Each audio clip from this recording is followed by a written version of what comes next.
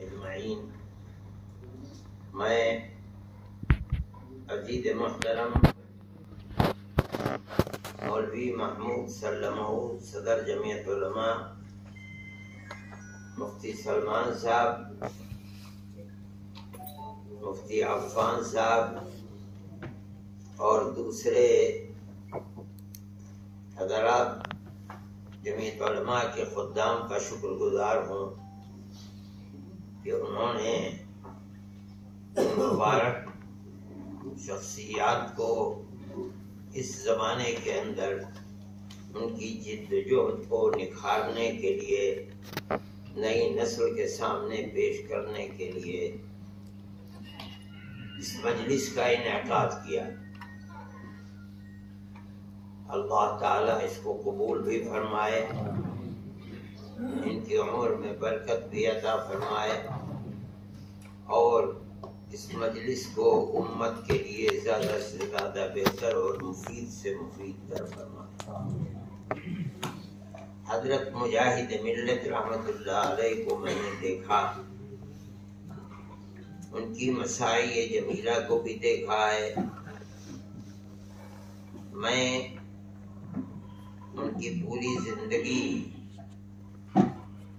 جس کو کل سے اس وقت تک پیش کیا گیا ہے، چونکہ مقالات سامنے نہیں آئے، میں نہیں جانتا ہوں کہ کیا صورت ہے، لیکن میں نے جس چیز کو دیکھا ہے یا اپنے بزرگوں سے سنا ہے، جو مولانا کی زندگی کے اندر سنا ہے، میں چند منٹوں میں ان کی ایسی خدمت، جس کو میں اس نسل کے لیے، ملک کے لیے، مسلمان کے لیے مفید سے مفید تر سمجھتا ہوں، اور یہ سمجھتا ہوں کہ ان کی یہ کوشش ملک کے سیکولر کردار کے لیے انتہائی بنیادی تھی۔ مولانا ملک کی تقسیم کے بعد پوری جمعیت علماء ایک امتحان کا شکار تھی، اس لیے کہ جمعیت علماء نے اپنوں کی گالیاں سنی، گلوں کے اندر جوتوں کے ہار ڈال دیے گئے، مگر ملک کی تقسیم کو کبھی قبول نہیں کیا۔ مگر قضاء و قدر کا فیصلہ تھا، ملک تقسیم ہو گیا۔ ملک تقسیم ہونے کے بعد جو قتل و غارت گری شروع ہوئی، پنجاب برباد ہو گیا، لٹ گیا، ہریانہ اور یہ جو موجودہ میوات ہے، اس کے اندر سے ایک بہت بڑا طبقہ چھوڑ کر چلا گیا۔ دلی کے اوپر سب سے زیادہ نظر تھی، اور جہاں قتل عام ہو رہا تھا، لوگ چھوٹے چھوٹے مجموعے ایک جگہ پڑے ہوئے تھے اور یہ سوچتے تھے کہ کس طرح ہم یہاں سے ہجرت کر جائیں۔ مسلمان قتل ہو رہا تھا گاجر بھولی کی طرح۔ اس صورتحال کے اندر یہ مولانا کا کردار ہے۔ میں نہیں سمجھتا ہوں کہ کسی نے لکھا ہوگا اس کو، اس لیے کہ ان کی تاریخ کے اس پہلو کو ملک کے حالات کے پیش نظر بیان کرنے سے ہم خود کتراتے ہیں۔ ماحول ٹھیک رہنا چاہیے، ملک کا خراب نہ ہونا چاہیے۔ مولانا نے مولانا ابوالکلام آزاد کو پکڑا، یہ کہا کہ دلی کے اندر امن نہیں رہ سکتا، ختم ہو جائے گی دلی، مسلمان یہاں گاجر مولی کی طرح کٹ رہا ہے۔ اس کی ایک ہی صورت ہے کہ دلی کو جنوبی ہند کی فوج کے حوالے کیا جائے، ورنہ فرقہ پرست طاقت مسلمان کو دلی کے اندر زندہ نہیں رہنے دے گی۔ مولانا سے خود میں نے یہ بات سنی ہے، مولانا کے ہم نشینوں سے، حکیم اسماعیل صاحب وغیرہ سے، مرحومین ہے سب اس وقت تو، کہ مولانا سے یہ کہلوایا گیا پیغام بیچ کر کہ آپ کو جن مسلمان خاندانوں کو بچانا ہے، آپ ان کے نام دے دیجئے، باقی مسلمانوں کو چھوڑ دیجئے۔ مولانا نے کہا یہ کیسے ہو سکتا ہے؟ زندہ رہیں گے، سب زندہ رہیں گے، ہم ان کے ساتھ ہیں، ہم مر جائیں گے تو بات الگ ہے۔ مولانا ابوالکلام آزاد نے گاندھی جی کو اپنے ساتھ لیا، ان کی ذہن سازی کی، اور پھر پنڈت جی کے پاس گئے، ان کی ذہن سازی کی، اور اس کے بعد ظاہر ہے کہ اس میں بنیادی کردار گاندھی جی کا تھا۔ دلی کو فوج کے حوالے کیا گیا، جو فوج جنوبی ہند کی تھی، اور وہ اس فرقہ پرستی کے زہر سے آزاد تھے۔ ملک کے اندر دلی کے اندر چند دنوں کے اندر امن قائم ہو گیا۔ گاندھی جی کے قتل کے اسباب بہت سے ہیں، لیکن ایک بہت بڑا سبب یہ ہے کہ جس دلی کو وہ مسلمان سے بالکل آزاد کرنا چاہتے تھے، آزاد نہیں کر سکے۔ اس کے اندر گاندھی جی کا کردار بڑا بنیادی، لیکن جمعیت علماء سے، دفتر سے جمعیت علماء کی جو تحریک شروع ہوئی تھی، اس کے اندر بنیادی کڑی حضرت مولانا عبدالرحمان صاحب تھے۔ مولانا ابوالکلام آزاد کو پکڑنا، گاندھی جی کی ذہن سازی کرنا، اس کے بعد پنڈت جی کی ذہن سازی کر کے دلی کو اس فوج کے حوالے، یہی بنیاد ہے۔ سیکولرزم زندہ رہا، آج صحیح ہے جو مر رہا ہے، جان نکل رہی ہے اس کی، لیکن بہرحال کہہ تو رہے ہیں کہ ملک سیکولر ملک ہے۔ اپنی زبان سے چاہے عمل سیکولرزم کے خلاف ہو، لیکن زبان سے کہتے تو دنیا میں یہ ہے کہ ہندوستان ایک سیکولر ملک ہے۔ اگر خدا نہ خواستہ وہ صورت اس وقت ہو جاتی اور دلی اجڑ جاتا مسلمانوں سے، تو ملک کا کیا ہوتا نہیں کہا جا سکتا۔ حضرت مولانا کی یہ خدمت میں نہیں جانتا ہوں کسی نے لکھی ہے کہ نہیں لکھی، لیکن اس کو بیان نہیں کرتے ہیں لوگ، تو جانتے ہی نہیں، زمانہ گزر گیا، 75 سال پہلے کی بات ہے، کون جانتا ہے؟ ہم نے سنی ہے تو ہم آج کہہ رہے ہیں، ہم بھی تقریروں کے اندر اس کو بیان نہیں کرتے ہیں۔ ایک صاحب نے کہا کہ حضرت رحمت اللہ علیہ سے ان کا تعلق تھا، لیکن بیعت و ارشاد کا تعلق نہیں تھا۔ یہ صحیح ہے، تعلق نہیں تھا، لیکن وہ بار بار اپنی مجلس میں کہتے تھے کہ میرا جی چاہتا ہے کہ میں حضرت سے بیعت ہو جاؤں، لیکن میں حضرت رحمت کے سامنے جس طریقے سے ورکنگ کمیٹیوں میں بات کرتا ہوں، اس طرح میں بات نہیں کر پاؤں گا اگر بیعت ہو جاؤں۔ اس لیے وہ حضرت رحمت اللہ علیہ سے بیعت نہیں ہوئے، لیکن بہرحال ان کا تعلق اپنی جگہ کے اوپر تھا، اور میں اس تعلق کا اظہار اس لیے سمجھتا ہوں، اس طرح بیان کرتا ہوں، میری آنکھوں سے دیکھی چیز ہے۔ حضرت رحمت اللہ علیہ کا انتقال ہو گیا، عجیب و غریب حادثہ دارالعلوم دیوبند کا۔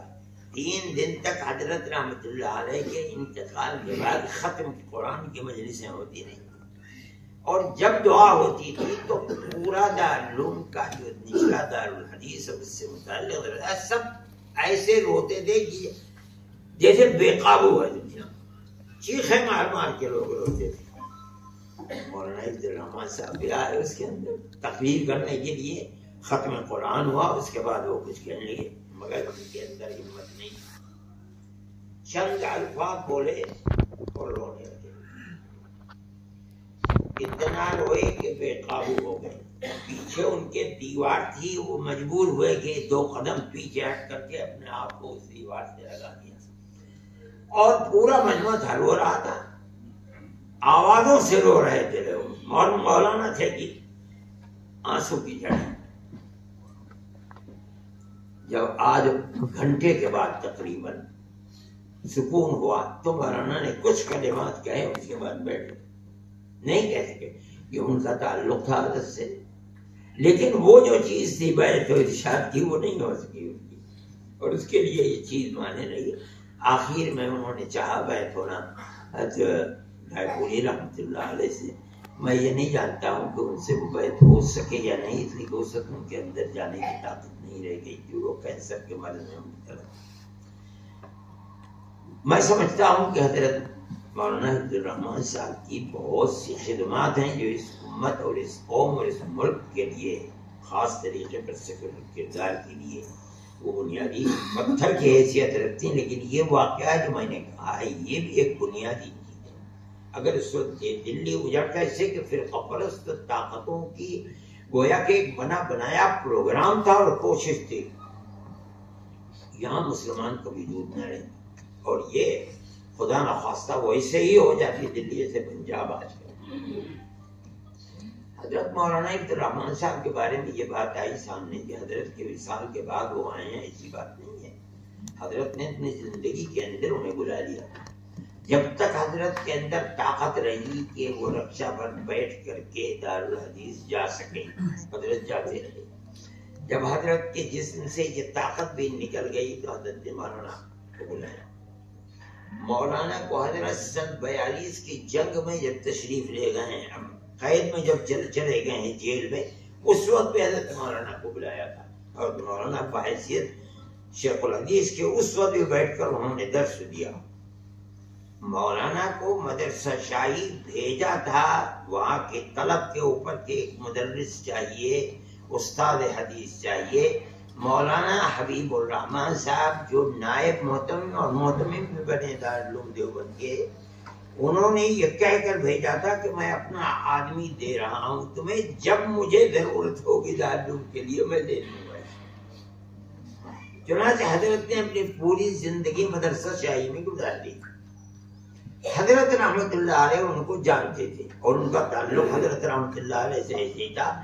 میں خوب جانتا ہوں، میں نے خود دیکھا ہے کہ حضرت شیخ الحدیث صاحب مولانا فخر الدین صاحب جب شورا ہوا کرتی تھی تشریف لاتے تھے. وہ شورا کے ممبر تھے دارالعلوم کے، اور میں نے دیکھا کہ جہاں طالب علم بیٹھ کر عبارت پڑھا کرتا تھا وہاں جا کر کے بیٹھ جاتے تھے اور عبارت پڑھنا شروع کر دیا کرتے تھے.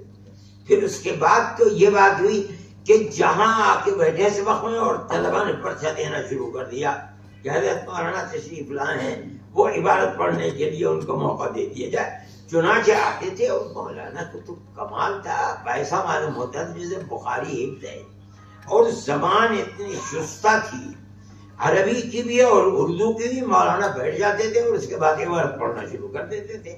حضرت رحمت اللہ علیہ کو جہاں عام طریقے کے اوپر آخر سال میں جب بخاری ہوا مجلس شورا ہوا کرتی تھی تو اس وقت تو روایتاً بخاری پڑھائی جاتی. حضرت مولانا بیٹھ کر کے پڑھتے رہتے تھے. حضرت کو جہاں بولنا ہوتا تھا وہاں بول دیتے تھے. حضرت رحمت اللہ علیہ کا تعلق ان سے تھا. سن 42 کی جیل میں گئے، اس وقت بھی بلایا. اور جب آپ سبق پڑھانے کے لائق نہیں، طاقت آپ کی جس میں رہی، آپ نے ان کو بلا کر کے وہاں سے خود، میں نہیں جانتا ان کے مجلس شورا سے بات ہوئی یا نہیں ہوئی، میں نہیں جانتا ہوں، مجلس شورا کا وہ وقت بھی نہیں تھا.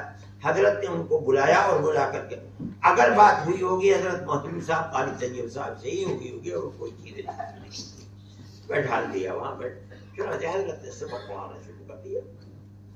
یہ حضرت کے اس تعلقات. جس وقت حضرت بستر علالت پر تھے، میں نے ایک خط حضرت کے پاس میرے چچا کا آیا. حضرت نے مجھ سے فرمایا کہ اس کا جواب یہ لکھ دو، یہ لکھ دو، یہ لکھ دو. میں وہیں برابر میں بیٹھا ہوا تھا، درمیان میں ایک دیوار تھی. حضرت مولانا جا رہے تھے دیوبند مراد آباد. مولانا فخر الدین صاحب رحمت اللہ علیہ. صبح کو اجازت چاہیے، میں ملنا چاہتا ہوں. تو مجھے یہ یاد نہیں کہ میں نے ہی لا کر کے بیٹھا تھا وہاں پردہ کرا کے یا کسی اور نے. چنانچہ لا کر کے بیٹھ گیا. میں جا کر کے خط لکھنے لگا. تھوڑی دیر میں نے دیکھا کہ بات کرتے کرتے حضرت رحمت اللہ علیہ ہچکیاں لگ گئی روتے روتے. میں نے تو کبھی کسی کے سامنے حضرت کو اس طرح روتے ہوئے دیکھا نہیں نا. میں ایک دم اٹھ کے وہاں سامنے آیا تو مولانا فخر الدین صاحب سر جھکائے بیٹھے ہوئے اور حضرت رحمت اللہ علیہ اور بار بار یہ کہہ رہے ہیں کہ مولانا میں سنتوں پر عمل نہیں کر پاتا. یعنی اس موت کے وقت میں جو چیز حضرت کو کھائی جا رہی تھی وہ ایک کسی کے سنتوں پر عمل نہیں ہو رہا. اور مولانا فخر الدین صاحب بالکل سر جھکائے بیٹھے ہوئے تھے. تھوڑی دیر میں جب دونوں کو سکون ہوا تب اس کے بعد اٹھے اور حضرت اجازت لے کر کے باہر آئے اور سیدھے اسٹیشن چلے گئے. حضرت ابھی مراد آباد گھر نہیں پہنچے یقیناً، اس لیے کہ وہ پیسنجر گاڑی تھی، پہلے سہارنپور جاتی پھر وہاں سے وہ جاتے ہیں. راستے میں حضرت کا تو زہر کے بعد، زہر سے پہلے حضرت جو کھانا کھا کے آرام کرنے کے لیے اٹھے تو جب اٹھانے گئی وہ اللہ تو انتقال ہو چکا تھا. مطلب یہ ہے کہ تعلقات تھے اور حضرت مولانا کو بیٹھا تھا. ہم لوگ یہ جانتے ہیں حضرت شاہ، میں نے یہ بات ان کے نانا صرف نہیں ہے، وہ حضرت شاہ صاحب کے شاگرد تھے مولانا حمید الدین صاحب. حضرت شاہ صاحب رحمۃ اللہ علیہ کے شاگردوں میں 3 آدمی تھے، مولانا یوسف بلوری، حضرت مولانا فخر الدین صاحب، مولانا بدر عالم صاحب، جو فیض الباری کو جمع کرنے والے ہیں ہماری. ان تینوں کے اندر یہ تو سب کے نزدیک متفقہ فیصلہ تھا کہ تیسرے درجے کے شاگرد مولانا بدر عالم، لیکن پہلے نمبر کے شاگرد جو مرتبہ ہے وہ مولانا بنوری کا ہے یا مولانا فخر الدین صاحب کا ہے. کچھ شاگرد یہ سمجھتے ہیں کہ مولانا بنوری اول نمبر ہے، مولانا فخر الدین صاحب دوسرے نمبر پر ہیں. کچھ ہم تو یہ سمجھتے ہیں کہ مولانا فخر الدین صاحب یہ اول نمبر پر ہیں. ان کی زبان عربی، عبارت کا پڑھنا، دوسرے تمام علوم و فنون کے اندر مولانا کی مہارت، اور علم حدیث کے سلسلے میں تو عجیب و غریب چیز تھی. اور مولانا کا قوت حافظہ، میں نہیں جانتا ہوں کہ یہ چیز سامنے آئی، میں نے خود حضرت مولانا سے سنا ہے سبق کے اندر. حضرت نے فرمایا حضرت شاہ صاحب رحمۃ اللہ علیہ نے ایک عربی کا قصیدہ بخاری کے سبق میں اپنا سنایا، 50 اشعار کا. فرماتے تھے میں نے خوب غور سے سنا اس کو، اور اپنے کمرے میں جا کر کے میں نے اس کو نقل کیا قوت حافظے کی بنیاد پر، اور میں نے حضرت شاہ صاحب کو دکھلایا تو حضرت شاہ صاحب نے 2 یا 3 جگہ اصلاح فرمائی. آج تو اگر کہا جائے کہ فقید المثال ہے تو یہ مثال کہاں ملتی ہے؟ اگر وہ اردو کا قصیدہ ہوتا تب بھی مشکل تھا. عربی کا قصیدہ ایک شخص 1 مرتبہ سن رہا ہے، ہو سکتا ہے حضرت مولانا اس کے اشعار کو 2 مرتبہ پڑھتے ہوں، کسی مصرے کو 3 دفعہ پڑھتے ہوں، مگر سن کر کے 50 اشعار کے قصیدے کو کمرے میں جا کر کے نقل کرنا اور اس کے اندر غلطی کا ہونا، 2-3 غلطیاں کیا ہے، قوت حافظہ ان کا فقید المثال تھا. دوسری چیز یہ فرمائی کہ جب میں فارغ ہو گیا تو ان کے کچھ عزیز جے پور میں رہتے تھے، لیکن میں نے یا شاید ان کے والدین بھی گئے ہوں کیا، بہرحال میں نے رمضان جے پور میں گزارنے کے لیے سفر مانگا اور میں جے پور میں چلا گیا. جے پور میں شور مچ گیا کہ اب کی ایک مولوی آیا ہے، ہمیشہ علم ترا کیف سے تراویح ہوا کرتی تھی، اب کی تراویح پورے قرآن کی سنیں گے. اور حضرت فرماتے کہ میں تو حافظ قرآن تھا نہیں. اب میرے لیے ایک امتحان تھی کہ رمضان سر کے اوپر ہے، ہو کیا اپنی عزت کیسے بچاؤں. فرمانے لگے کہ میں نے تہیا کر لیا، میں سحری کھا کر کے مسجد میں حفظ کرنے کے لیے بیٹھ جاتا تھا اور مغرب تک میں 1 سپارہ حفظ کر لیتا.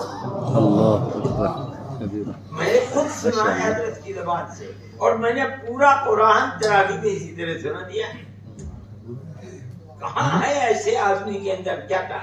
آج تو فقیر کہیں ملتے ہی نہیں ایسا آدمی. پورے قرآن کو روز آنا 1 سپارہ حفظ کر کے اور پورے قرآن کو تراویح کے اندر سناتے، کہاں ہے ایسے آدمی؟ حضرت رحمۃ اللہ علیہ کے یہ واقعات ایسے ہیں، ان کی جو زندگی ہے اور انہوں نے کام کیے، اصحاب نے ان کے تربیت دینے والے لوگ تھے. حقیقت یہ ہے کہ دارالعلوم کے اندر کچھ چیزیں ایسی تھی جو حضرت رحمۃ اللہ علیہ پر ختم ہو گئی. علم حدیث، مصر علوم فنون، حضرت نے یہ سارے علوم و فنون مکہ معظمہ مدینہ منورہ میں پڑھائے تھے. میری جو چتا تھی وہ کہتے تھے کہ میں نے سلم العلوم تمہارے والد سے میں نے پڑھی ہے حرم کے اندر. اس کے ساتھ ساتھ علم حدیث، اور تیسری چیز وہ تھی جو انہیں حضرت مولانا گنگوہی رحمۃ اللہ علیہ اور حضرت شیخ الہند رحمۃ اللہ علیہ کی قربت کی بنیاد پر جو علم تصوف میں رہتا. یہ تمام کی تمام چیزیں حضرت رحمۃ اللہ علیہ تک دارالعلوم کی دارالحدیث کے اندر جمع ہے. اس کے بعد علم حضرت مولانا فخر الدین صاحب رحمۃ اللہ علیہ، علم کے اندر ان کی کوئی فرق نہیں تھا.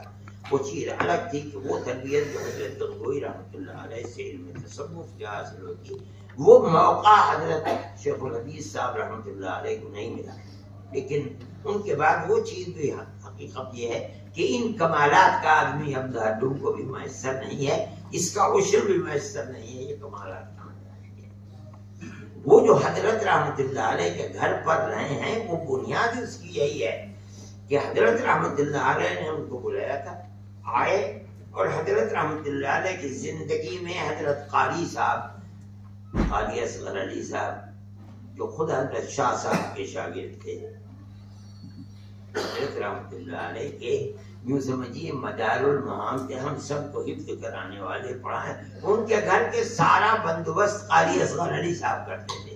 قاری اصغر علی صاحب مدرسہ شاہی سے آئے تھے، وہ حضرت مولانا فخر الدین صاحب کے بھی شاگرد تھے، اس لیے مولانا فخر الدین صاحب رحمۃ اللہ علیہ نے انہی کی معیت کو اختیار کیا۔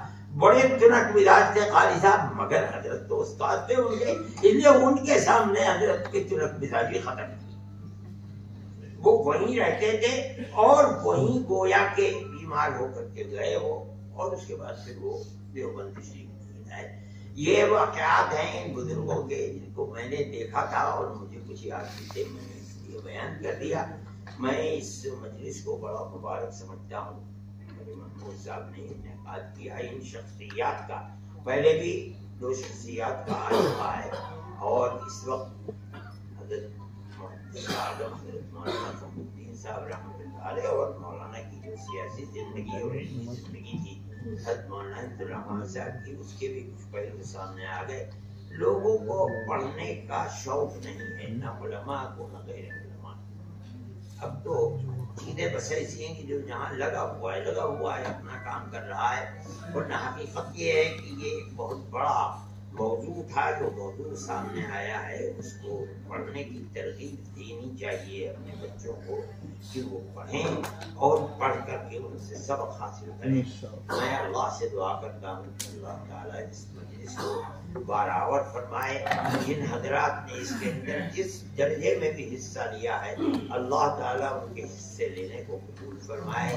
مولانا محمود صاحب اور دوسرے حضرات نے جو اس کے اندر ایک بڑھ چڑھ کر کے حصہ لیا اور اس اجتماع کو قائم کیا، اللہ ان کو ہمیشہ خدمت خلق کی توفیق بھی عطا فرمائے، اور زیادہ سے زیادہ اللہ تعالیٰ قبولیت سے بھی نوازے، عمر میں برکت بھی عطا فرمائے، شرور و فتن سے محفوظ فرمائے، تمام حاضرین کی اللہ دنیا کو بھی آباد فرمائے، آخرت کو بھی آباد فرمائے۔ ہمارے بزرگوں نے اس ملک کے لیے جو خدمات کی ہیں اللہ فرمائے، اور اس ملک کو ہمیشہ بھائی چارگی یا محبت والا بنائے، جو طاقتیں ملک کے امن و امان کو خراب کرنا چاہتے ہیں اللہ خائے وہ خاسر اور رسوا فرمائے، اور ہماری ہزاروں سال کی پیار و محبت کی تاریخ کو اللہ تعالیٰ قائم و دائم فرمائے، اور سب کو تمام بسنے والوں کو شرور و فتن سے اللہ محفوظ فرمائے، اور مذہب سے اوپر اٹھ کر انسانیت کی بنیاد کے اوپر سب کے دلوں میں محبت پیدا فرمائے۔ وآخر دعوانا الحمدللہ رب العالمین۔ السلام علیکم ورحمۃ اللہ وبرکاتہ۔ اگر آپ نے ہمارا چینل یوسفی میڈیا ابھی تک سبسکرائب نہیں کیا ہے تو برائے کرم سبسکرائب کر لیں اور بیل آئیکن پر بھی کلک کر لیں تاکہ ہماری آنے والی ہر نیو اپڈیٹ بآسانی آپ تک پہنچ سکے۔